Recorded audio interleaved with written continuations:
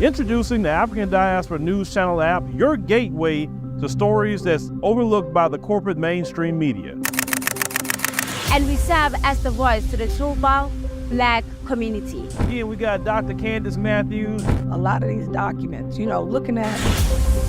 We are committed to informing and educating through the power of media. This country is supposed to be about the land of the free for all. It has not been free for Black people, and we are tired. With our platform, we're helping to end injustice by exposing it. Join us in standing for excellence in journalism and serving our community. Download the African Diaspora News app today. Hi, this is Victor John reporting for the African Diaspora News channel, and I'm reporting from Nigeria.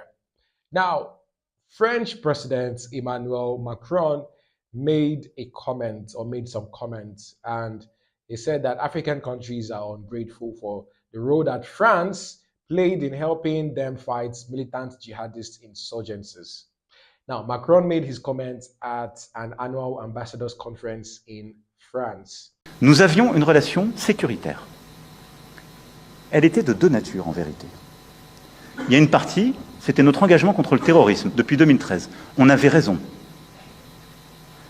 Je crois qu'on a oublié de nous dire merci. C'est pas grave, ça viendra avec le temps. L'ingratitude, je suis bien placé pour le savoir, c'est une maladie non transmissible à l'homme. Mais je le dis pour tous les gouvernants africains qui n'ont pas eu le courage vis-à-vis de leurs opinions publiques de le porter, aucun d'entre eux ne serait aujourd'hui avec un pays souverain si l'armée française ne s'était pas déployée dans cette région. Et j'ai une pensée émue pour nos soldats qui, parfois, ont donné leur vie et pendant des années se sont battus. Nous avons bien fait. On est parti parce qu'il y a eu des coups d'État. Parce qu'on était là à la demande d'États souverains qui avaient demandé à la France de venir. À partir du moment où il y a eu des coups d'État, où les gens ont dit « notre priorité, c'est plus la lutte contre le terrorisme, c'est ceci ou cela qu'importe », la France n'y avait plus sa place, parce que nous ne sommes pas les supplétifs de putschistes. Donc on... And there's been lots of reactions to this, particularly from Senegal and Chad, that have reacted strongly to those remarks because Macron also said that Sahel states, so this particular one touched them personally. Macron said that Sahel states forgot to thank France for its role amidst the continuing withdrawal of French troops from West African countries. It is not the best thing that has happened to Africa. Looks like Africa and those countries are even at the present time making so much progress.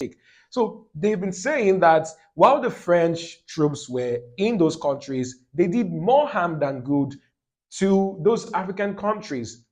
And they looked forward to, getting them out of the country. Now they've succeeded. And Macron is here saying that they are not grateful. Anyways, he said no Sahelian nation would be a sovereign nation without France's intervention that prevented them from falling under the control of militants. He still said that France was reorganizing its strategic interests in the region and rejected the idea that it had been forced to withdraw from Africa. Oh, wow. I see. The question I've been asking myself is, why are you bent on coming back to Africa? What is it that you want? Is there something these white supremacists are looking for in Africa that they cannot just, let go of the countries? Anyways, I have a friend of mine, my buddy is here, Ibrahim Suleiman, who's a political analyst interested in what goes on around Africa and the international body. He has made some comments and I need you to listen to it concerning this issue. France controls the political, the economical, the sociological aspect of these countries. Politically, most of their presidents, most of their prime ministers, or most of their head of states or head of governments are chosen by France. They are chosen from Paris. They are chosen from the capital of France. These people are not, they don't elect these people. These people are chosen based on the sole, based on the sole interest of the colonial masters, which is the French people. And then economically, they control these people. They control these people economy. How? If you ask me how.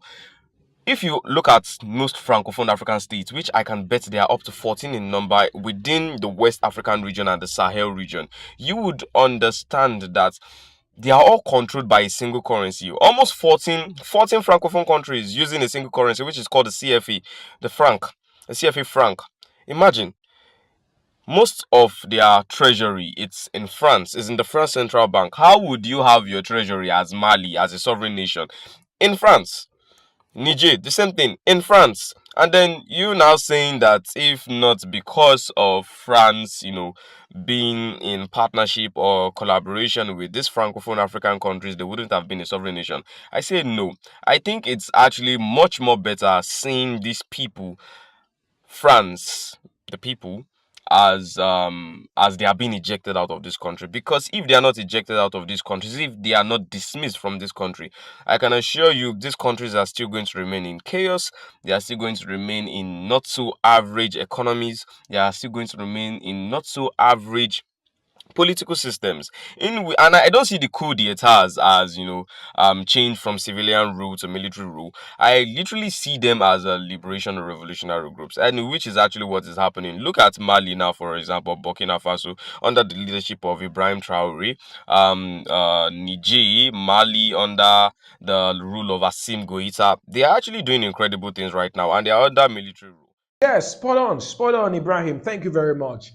Thank you for that particular commentary. Now, Senegal's Prime Minister Ousmane Sonko, on the other hand, has even said that France had in the past contributed to destabilizing certain African countries such as Libya. Yes, I mentioned it, and which had disastrous consequences for the region's security. Sonko said that in the case of Senegal's decision to ask French troops to leave, Macron's remarks were totally wrong. He said they were totally wrong. So the current update is that in Africa, Chad, Senegal, and Ivory Coast have recently ended security agreements with France, while Mali, Burkina Faso, and Niger told French troops to leave following the coups. So France's influence in the region has been decreasing in recent years amid accusations of neo-colonialism, just like Ibrahim said in that video, and exploitative relationships with their former colonies. And this looks like the end of the road for France. It does look like the end of the road for them.